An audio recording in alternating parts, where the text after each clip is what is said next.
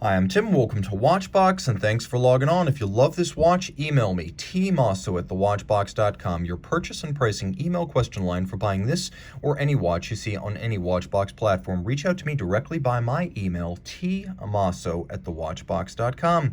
Today, we're discussing a 2013 release from Richard Mille. This is the RM55 Bubba Watson, a golf-themed extreme sports watch. It's a combination of rubber, titanium, sapphire, and ceramic. This model's been fitted with a custom set of Richard Mille baby blue accessories. So you can see the shoulder for the crown as well as the strap itself, giving a little bit more contrast on the wrist than the original full whiteout model. Of course, it can always be retrofitted, but I happen to like this look. And it will look good on your wrist at 42 millimeters from side to side. From end to end, the watch is 49.5 millimeters. And then in thickness, it is only 13.3 millimeters, which actually surprised me because it looked like more. Being made almost entirely of sapphire, titanium, ceramic, and rubber, it is a very light watch in the hand. You can see that the watch wears well on my 16 centimeter circumference wrist, as there is a curvature to the case back, so this camber to RM cases means it always fits nicely, snug, secure, and ergonomically correct. It's big, there is no doubt, but you could wear this watch successfully on a wrist as small as 14 centimeters circumference. It's not as thick as it looks, and it will slide underneath jacket cuffs. Get a sense of it from the cuff shot, down the barrel, and then over the top. You can see it's right out to the edge of my wrist, but it's not over. Taking a quick look at this optional strap, you can see all of the hardware and software here is RM. The original owner just wanted a little bit more contrast with the blue and the white and the gray of the crown and titanium.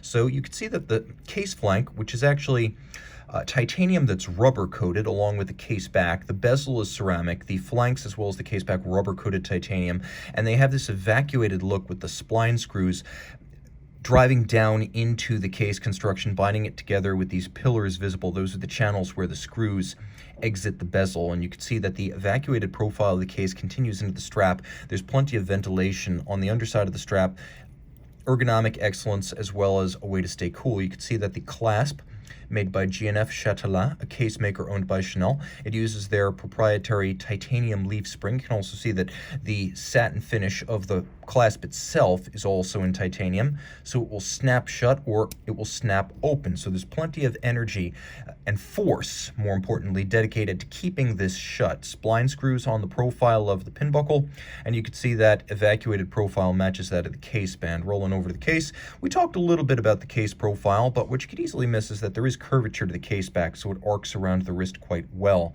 Would also say that the contrast between the blue and the white is accompanied nicely by a contrast between the gray of the spline screws and the white of the bezel. This is a highly scratch-resistant material known as ATZ. It is basically a ceramic, and we have a shaped and cambered sapphire that must be very difficult to make fully water resistant. Those shaped sapphires always are.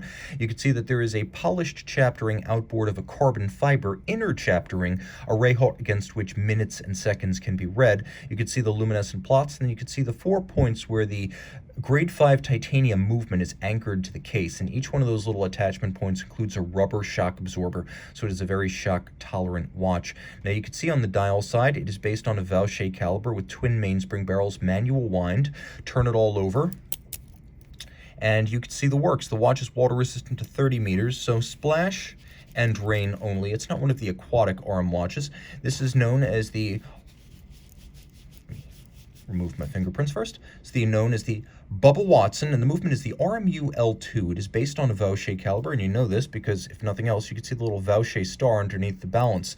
The balance beats away at 4 hertz or 8 beats per second. It is free sprung for shock resistance. All of this adjusted in 5 positions. Pivots on 24 joules. The twin barrels providing excellent torque release, so unlike a single mainspring, it doesn't have the massive torque fluctuations from maximum wind to minimum wind. With 2 barrels, you don't see the huge drop off in amplitude after, for example, 24 hours the way you do with a single barrel. And take note, not only do we have these blackened and satined alternately finished bridges, we also have a use of clear sapphires here for the pivots. You can note most obviously the capstone of the balance to create a more avant-garde and technically oriented contemporary look rather than the look of synthetic rubies. So this is a 55-hour manual wind movement, and it does include hacking, or stop seconds. It is very light. It is very shock tolerant, and this is a golf-inspired watch. You can see the hands are handsomely finished. They're polished on their flanks and then frosted on the top, and there's a lot of eye candy and detail refinement within this movement that makes the watch an absolute pleasure to loop from either side. Now, it is a sports watch. It is loomed.